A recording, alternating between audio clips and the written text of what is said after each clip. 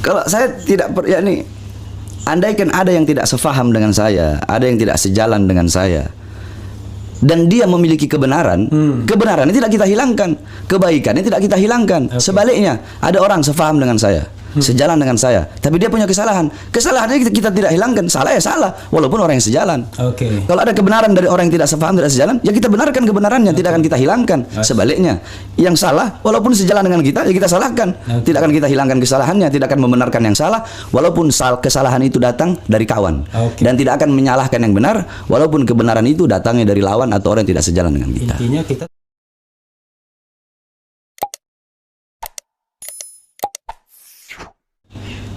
Bung RH izin tanya ke Habib, bagaimana tanggapan Habib tentang Menak Yakut? ini pejabat ya, dan barangkali ya, Habib bisa memberikan juga perspektif bagaimana ketika kita harus membicarakan pejabat publik ya.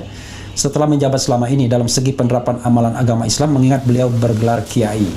Terserah Habib mau jawab apa enggak. Yang saya tahu, semenjak masa pandemi itu ada 5 menteri yang kekayaannya bertambah. Salah satunya Menak. Menhan Prabowo, Prabowo, Menak Yakut, terus ada siapa lagi itu 3 saya nggak tahu. Luhut Binsar Panjaitan, terus ada 2 lagi. Saya nggak hafal, saya cuma baca aja di Google, tahu-tahu buka Google ada 5 menteri yang kekayaannya bertambah semasa pandemi. Wallahu a'lam, itu harta itu kekayaan mereka dapat dari mana? Wallahu a'lam. Ana tidak tahu. Tetapi kalau pendapat Ana tentang Menak Yakut ini, namanya Menteri Agama. Menteri Agama itu harus orang yang benar-benar paham dengan agama. Paham dengan agama, dia harus tawassut, dia harus tawazzun, dia harus tasammuh. Tapi yakni tasammuhnya jangan tasammuh yang kebablasan. Kan banyak orang tasammuhnya tasammuh kebablasan. Tasammuh itu apa terjemahannya? Tasammuh itu apa ya bahasa Indonesianya? Toleransi. Toleransinya kebablasan. Toleransi kebablasan. Kalau kayak kita orang nih. Ya. Bagaimana toleransi kita orang kepada agama lain? Ketika saudara-saudara dari Nasrani sedang Natal, kita jaga gereja. Cukup kita jaga gereja. Kita tidak mengucapkan selamat. Tidak masuk ke dalam. Itu kita. Sebaliknya, ketika Idul Fitri, saudara-saudara dari Nasrani jaga kita punya masjid. Nah, itu namanya tasamu yang benar. Bukan kebablasan, bukan pakai topi Natal. Itu tasyabbuh namanya, menyerupai. Nah, itu kebablasan. Begitu. Terus ada lagi si Menak Yakut itu, dia ngomong apa kemarin itu ya? Apa ya? Apa dia pernah bilang itu? Yang ke semua agama sama. Semua agama sama. Semua agama sama. Kalau dia berbicara dalam perspektif Islam, dalam Islam kan nggak seperti itu. Lakum dinukum waliyadin. Lakum, kalian dengan agama kalian, kami dan kita dengan agama kita. Seperti itu. Tapi kalau dia berbicara sebagai menteri, ya harusnya cukup dia mengatakan seperti yang Anda katakan tadi, kita sebagai sesama Muslim, kita disatukan dalam satu dalam satu perkara, yaitu Islam. Kita yang berbeda, yang Nasrani, yang Hindu, yang Buddha, kan menteri agama kan dia bukan hanya ngurusin Islam saja, tapi ngurusin juga agama-agama yang lain, memberikan hak kepada agama-agama lain, apa hak-hak mereka dalam ibadah mereka. Yang Nasrani gerejanya seperti apa, yang Hindu seperti apa, yang ini seperti apa. Tapi jangan tadi seperti yang saya katakan, kebablasan. Intinya seperti itu. Sekali lagi, kalau nggak mau dikritik jangan jadi pejabat. Kalau nggak mau dikritik jangan jadi pemerintah. Jadi rakyat. Dan itu hak rakyat ya. Jadi saya sering mengatakan gitu ya. Jadi salah satu kewajiban rakyat itu adalah berpartisipasi dalam pemerintahan. Nah, salah satu berpartisipasi adalah mengingatkan. Itu bentuk partisipasi. Jauh lebih baik dibandingkan rakyat yang diam. Ada juga orang yang ngomong, kan ngingatin bisa dengan cara baik-baik lah. Kita orang kan punya cara sendiri buat mengingatkan. Ya mungkin Ana dengan cara Ana. Ya memang beginilah Bahar bin Smith. Ana nggak bikin-bikin, ya seperti inilah Ana. Seperti inilah saya. Kalau berbicara masalah Indonesia ini milik kita semuanya. Milik semua, mau Islam, mau Kristen, mau Buddha, mau Hindu, Indonesia milik kita semua. Nah, di situ pertanyaan khusus Islam. Nah, tapi saya jawab secara umum saja. Kita sebagai bangsa, sebagai rakyat yang mencintai negara kesatuan Republik Indonesia, wajib untuk membela tanah air kita sampai titik darah penghabisan. Nah, jadi kita nggak butuh kepada 1000 pemuda yang tidak ada kecemburuan, yang tidak ada rasa kesal ketika melihat bangsa Indonesia, rakyat Indonesia sengsara, acuh begitu. Kita nggak butuh. Tapi kita lebih butuh satu pemuda yang peduli kepada bangsa, peduli kepada rakyat. Dia rela mengorbankan nyawanya, jiwanya demi Indonesia daripada 1000 pemuda yang tidak pernah peduli sama sekali. Apalagi yang hedonis ya.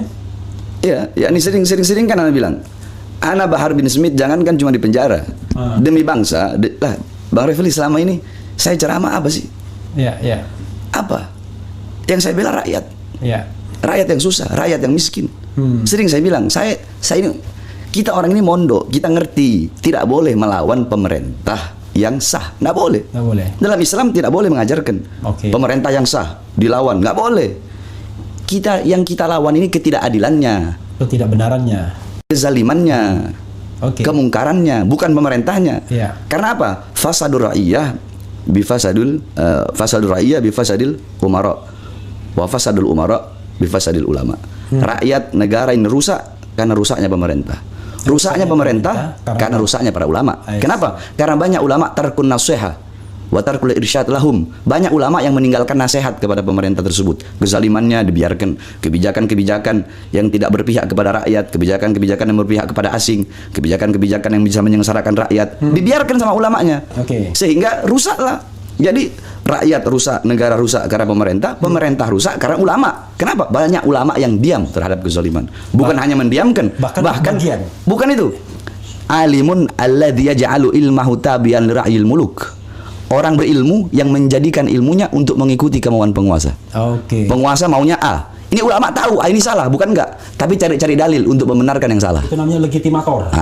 Dia memberikan legitimasi. Kalau kita bilang kalimatul haq uridu bihal batil. Kalimatnya benar, bawa ayat Quran, bawa hadis, tapi dengan tujuan-tujuan yang tidak betul. Berdiri depan babu sudah, berdiri depan pintu sudah, pintu kekuasaan dengan mengharapkan harta, pangkat, dan jabatan.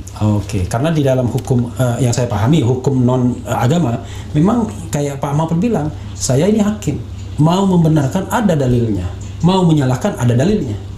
Jadi tinggal tergantung niatnya. Kalau niatnya cari kekayaan, cari kekuasaan, ya cari ayat-ayat yang kira-kira menguntungkan. Kira-kira begitu kalau di hukum itu. Kalau saya tidak, ya nih, andaikan ada yang tidak sefaham dengan saya, ada yang tidak sejalan dengan saya, dan dia memiliki kebenaran, kebenarannya tidak kita hilangkan, kebaikannya tidak kita hilangkan. Sebaliknya, ada orang sefaham dengan saya, sejalan dengan saya, tapi dia punya kesalahan. Kesalahannya kita tidak hilangkan. Salah ya salah, walaupun orang yang sejalan.